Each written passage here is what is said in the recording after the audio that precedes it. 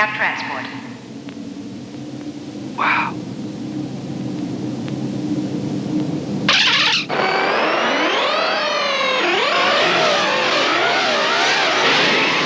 Get them. Send out every game tank in the grid. Get them! I should never have written all those tank programs.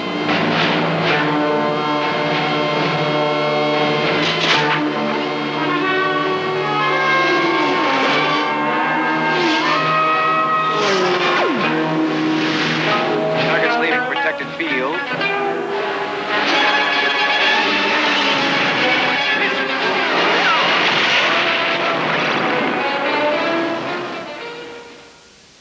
Walt Disney's Tron, and as you probably know, many of the images in that film were generated using computer graphics. But if you thought that was clever, just have a look at this.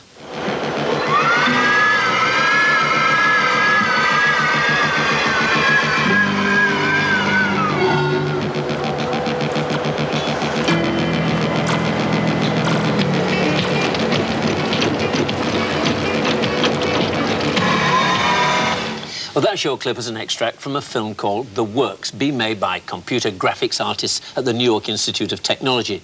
The film has no live action at all. Every image is entirely computer generated, but presumably not in a micro like this. No, they had to use a mainframe to do that, and because of the complexity of each image, they had to take them one at a time and then put them all together to make the finished film. So that's why it runs so smoothly and no jerks and so quickly. Yes, but nevertheless, we can do something like that even on our little micro. You remember our little man from a few programs back? Right. Well, let's develop that idea a bit. Here we've got a different program, and it's a loop.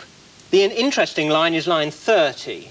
And what we're going to do here is to move from the left-hand side of the screen to the right-hand side of the screen, and we're going to print the little man, which I've already defined as character 224, and we're going to immediately behind him put a space so that as he moves across, he'll wipe out the previous image and we'll get some kind of animation effect. Let's run it and we can see. There he goes. Well, you can see it's not very, it doesn't fool the eye very much. It doesn't even move his legs. Oh, no, but we can do better than that. The same idea, though. Here goes our little man, and this is just a series of different images rather than the one that we had before. And he's now going to do forward somersault with Pike. There he goes. And so smooth it doesn't even splash. Indeed. Well, but you may have just noticed, with a small image like that, even there we have a tiny bit of blank space as each frame is computed. And so to get better than that, if we're going to do big images, we have to change the technique slightly. And let me load up a different program and show you a different approach to the problem. Now, the computer now is drawing for us a cat on the screen. A black cat in a coal hole. Yeah. Well, let's shine a light on it, and there we can see the cat. Now, what I've done, that cat was drawn in black, and when I, as it were, shone a light on it, what I really did was say to the computer, what you've just drawn in black, change that to white. Let's switch it off again, turn it back to black, and now we'll draw another cat next to it. Now, normally, of course, you wouldn't see this, or you'd do this before you ran the program, because it's impossible to wait for this kind of drawing in between animation frames. It would look very slow and not very convincing. Yes, but now that we've got the cat, let's do what we did with the first cat, wipe it out. And we've still got the first cat there, so if we now animate them, black to white and white to black, we can make the cat jump. Just to prove we've got two cats, let me show you. There's the first cat in red, and there's the second cat in green. I see. And is it very complex to write this sort of software? Yeah, it's fairly difficult to write the software itself, but the idea behind it is quite easy. Let me show you. Let's print cat in white. Now, if I change colour into colour 1, which on this computer is red, let's do the same thing again. Print cat, and there it is in red, and we'll change colour again to colour 2, which is green, and let's print cat again. Now that's all very straightforward. What's clever is this. We use a command which on this computer is VDU19. On other computers it's something like pen and ink. And what that does, it says whatever you've done in a particular colour, change it to another colour. So we're going to say change colour 1, which is red here, to black, which is 0. And then we add another 0 because that's the way the command works. And when I press return, you'll see the red turns to black, and in effect it's disappeared. And I can do the same thing with the green cat. I can change that one to, which is colour 2, and I'm going to change that one to colour 7, which is white, and that has now gone to white. And you can see by alternating black and white, we can create the effect that we've just had with the jumping cats. And would you be limited just to 2 images? No, we can do as many images as we've got colours to draw these different hidden characters. Let's move on and I'll show you another program. And whilst this is loading, you can see it filling up the screen. The reason for that is that these pictures are stored as numbers, and I've stored a whole screen full of pictures on the disk, and I've transferred the numbers back into the computer, and we create an instant image on the screen. Now, this doesn't look very exciting at the moment. It's a couple of globes, and you can see here we've got different colour lines drawn on: blue, magenta, dark blue, yellow. That one's black and white flashing. And what I'm going to do now is to change the colours one at a time to a foreground colour, and all the others will become a background colour. It's quite impressive, isn't it? It's very good, isn't it? So that's simply changing all those colours to either dark blue or light blue to get that spinning effect. Yes, it is. But the thing about this is it's one image and we're stuck with that one picture. To go further than that, we have to take this idea of colour switching on just a bit beyond. Let's load up another program. And here we have a picture of an owl.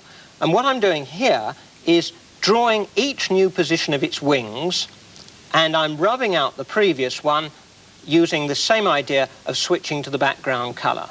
It's not very fast, though, is it? No, it does need speeding up to be realistic. That's written in BASIC. What I've done is also write it in machine code, and let's switch on the machine code, and there you can see that's really rather much better. And that's talking directly to the central processing unit, rather than having to go through the BASIC interpreter, which of course takes time as the program is running. Of course, equally, you could have written it in BASIC and used a compiler, which would compile it once and for all into machine code and then run that, and you'd have had a similar sort of speed up. Yes, we could have done that. Excellent. Well, thank you, Ian. Well, the owl only used 11 pictures, and to make it more realistic on cartoon animation, an artist would draw all the positions in between. Of course, it's possible to use a computer to do this, even between quite unrelated pictures.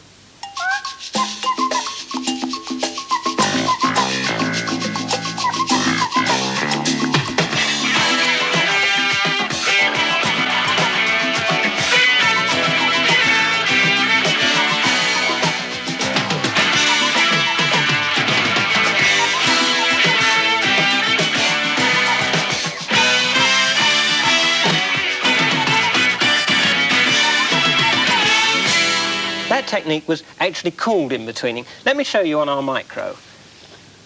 I'm going to load up a program here, and I've done a drawing of an egg, and I'm going to turn that into a chick. Let's start it off. Now, what the computer is doing, it's working out all the different points on the egg, how they compare with the same points on the chick, and then moving them across from one to the other. And again, on this program, we're using the colour switching idea so that you don't actually see the drawing taking place. We're nearly there now. There we are, and it's finished. Great, I like your chickie and also like your owl. How are you getting these drawings into the computer? Well, I'm not much of an artist, but let me show you how it's done. Ah, you're copying. Well, here's a very inexpensive piece of equipment. All we've got is a flat board and an arm here. At the end of the arm, there's a little stylus that tells me where I'm actually drawing. At the elbow joint and at the pivot here, there's a couple of variable resistances, and the values from those are fed into the computer, and with the right bit of software, we can then calculate where the stylus is, both in the vertical position and in the horizontal. So let's just have a go at drawing a bit of the owl. There's his back, and a bit of the tail. I took a bit more care when I drew the previous one, but I think you can get the idea. And here's a bit of a wing, and round, and so on. There, you can see, is the beginnings of the owl. That's terrific. Well, that's a nice, inexpensive piece of equipment. Let's go to the other end of the scale. Here we've got something rather more sophisticated. In fact, it costs about the same as the computer. Video camera, if you'd like to stand in front of it and let me take your photograph. Now, in fact, what's happening, the image from the video camera is going through into this magic box of tricks, and the points of brightness in the picture are being transformed into numbers, and then they're being sent down into the computer. And here comes your picture. Well, the first thing we ought to do is to set a threshold level, which means anything above a certain value is going to be white and everything below it is going to be black. Now let's enlarge the picture. Here it comes, and you can see all the various dots, black and white dots, and there we are. It's not a bad picture of you at all. That's not bad at all. Of course, once it's in the computer, you could transmit it across the world and people could see my image on other computers, I guess. And you could use it for all sorts of... It's rather a lot of fun, isn't it? Oh, yes, you're just really, at that point, you're limited by your imagination. Well, for now, thanks a lot, Ian. Well, you probably aren't going to be using your micro to create the Son of Tron, but one of the most important uses of computer graphics is in design. And over here, we have a computer-aided design system that runs on an ordinary micro. It's controlled by this joystick here. There are actually quite a number of controls in this. You can move it in any direction. You can actually turn this, and this will enable me to select a larger or smaller part of the screen. And there are 3 control buttons here which will enable me to select various things on the menu. Well, we've got a house here, and we can look at it in much more detail by positioning this cursor on and either zooming in or out onto a section we're going to deal with. This one is going to be the dining room, so we'll zoom in on that and it'll redraw it in a much larger scale. Well, currently, the popular method of designing the interior of a house is to take pre-printed sheets like this and transfer these onto the actual drawing of the house. And you can get baths and so on and total furnishings. The disadvantage is that you're limited to what's on the sheet, you can run out of them, and you're limited to the actual designs there. We have those similar designs stored inside the computer. And, of course, you can extend these to any number that you want. We'll pick them out and have a look at some. And I'm going to actually position some furnishings in this drawing. Here at the top, we've got a sofa there, two-seater there, and chair and tables here, table and chairs there. So we can position the cursor over that and select it. And it'll go back to my plan of my dining room, and I can position that there in my dining room, like that. And it will immediately draw it in position. And I could very quickly position another one alongside it if I wanted to have a number of them. We can then go back to the main plan of the house and have a look at that, and we simply select page, and we're back at the plan of the house, and we can see those actually there in the dining room itself, and there they are being drawn. But of course, what we're seeing on the screen is much less than the actual detail that's held in the computer itself, and we can see this by zooming in. And I select zoom, and this is the part that I think is absolutely magic. And we can position the cursor there very tightly on that window. We can see there's something curious in that window, and we simply zoom in on it. And it's immediately redrawn, and we get a close-up of the window, and there in the window is a globe. And it's actually a map of the world. And that gives a fair amount of detail, but I might say that I'd like to look even closer at that, and I can position this cursor right in there, if I can get it in, right there over where I think England is. I'll position it over England, and it should then draw England. Of course, all the detail is held inside the machine itself, and there's England. Now, I actually happen to have a cottage up in North Wales, somewhere up there, and if I position the cursor carefully over it, maybe I can actually see if it's still there.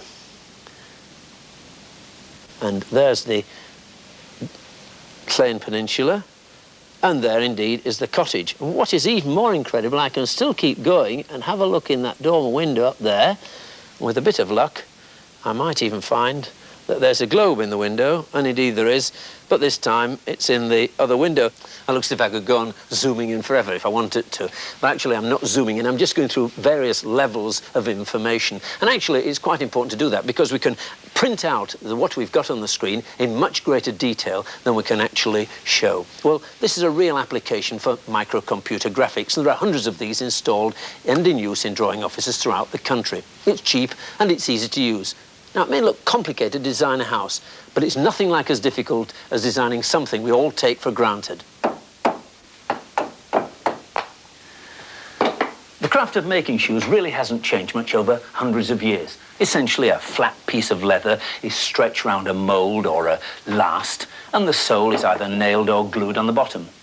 But the problem today is that fashion changes extremely rapidly, and it demands a much more complex shoe design being produced very, very quickly. But the method of making a modern shoe really hasn't changed much from the old traditional way. First, all the separate pieces of leather are cut out using specially shaped knives. Then they're stitched together to form the upper part of the shoe. Finally, the upper part is carefully stretched over the last and stuck onto the sole. Computers aren't yet used in the manufacturing process, but Clarks are experimenting with their use in design. Eventually, this could replace the present method. First of all, the designer has to rough out a sketch of what he expects the shoe to look like. Then they take a fairly standard sort of last and cover it with thin plastic very closely. And then the design of the shoe is transferred onto this plastic. But it's now possible to hold that three-dimensional representation of the last in a fairly powerful mini-computer and bring it up on a screen in full colour like this. And using a graphics tablet and a pen, it's quite possible to design a shoe directly into the computer itself. Well, first we can draw lines of any shape. You just position the cross wherever we like and then draw a line, and that's the top of the shoe. And we can see that a little bit better if I put some design down here on the front here. I think we'll have perhaps a nice little pattern here. Any shape will do. This is pure artistry. And we are designing in 3 dimensions, so I simply touch mirror and it will put the same line on the other side. And any true designer would, of course, sign his work, and I can do a signature of it. And just to be sure what's happening on the other side, that it really is working, I can quickly have a look by simply redraw it from the other side. So it really proves it's actually in 3 dimensions. It's absolute magic the way it does it. Well, that's the end of the styling phase. Now I can get into what's called the art phase, where we're using full colour. I can display on the screen here 256 colours out of a possible total of 16 million, so there's hardly any colour that I can't possibly select. Some of them are pretty wild. I've always wanted a blue shoe, so I think I'll start off with a nice deep blue. And all I have to do is to put the cross over it, press the pen on the graphics tablet, and still keeping the shading, it'll shade the whole shoe, except the areas that are circled in my little pattern.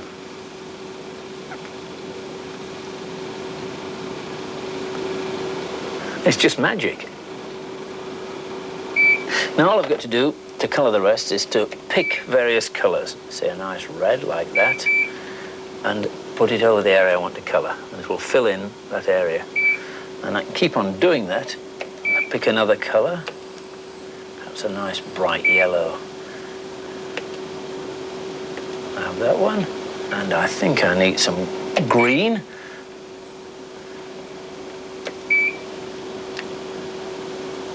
And there, and there, and I think in there. And that's my shoe complete. It's a dandy. Beautiful. Well, once the design's been finalised, the patterns have to be made from which the leather is cut. And using the system, it's fairly straightforward. This plastic is put through a mangle and flattened out.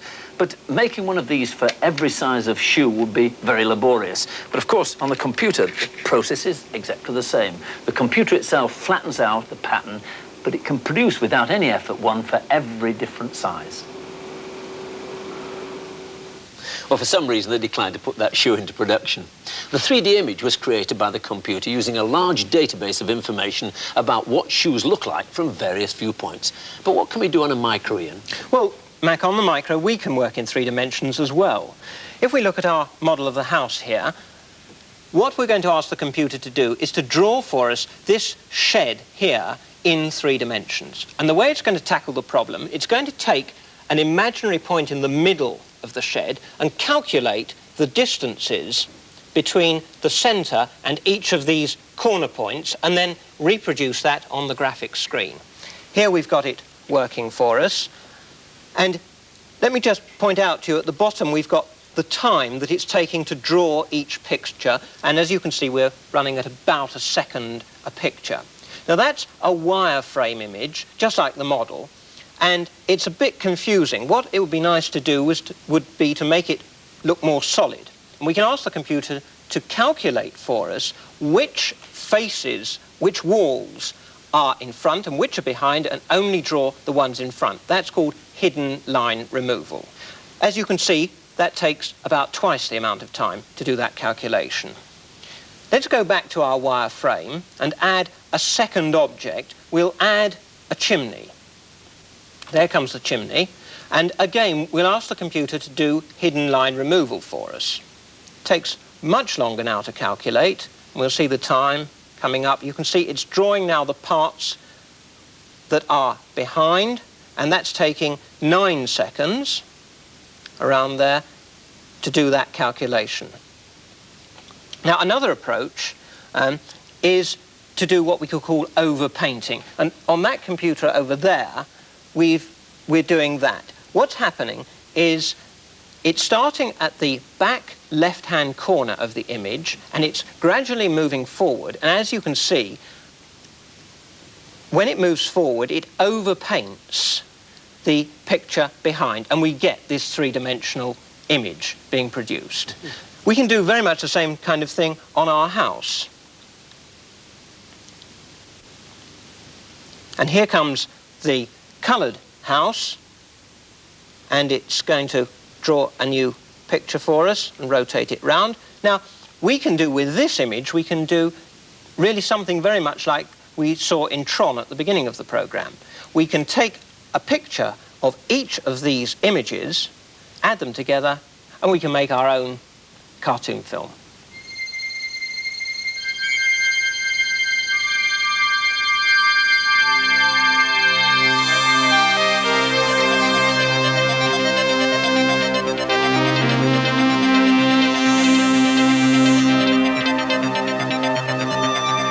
Well, thank you, Ian. Not at all bad, really. But I don't think Walt Disney's got too much to worry about yet. Next week, in the last programme in this series, we'll be looking at ways of connecting the micro to other computers via the telephone system, and we'll be attempting to send you some free software during the programme, and it will be worth about what you're going to pay for it. So have a cassette recorder handy. Till then, goodbye.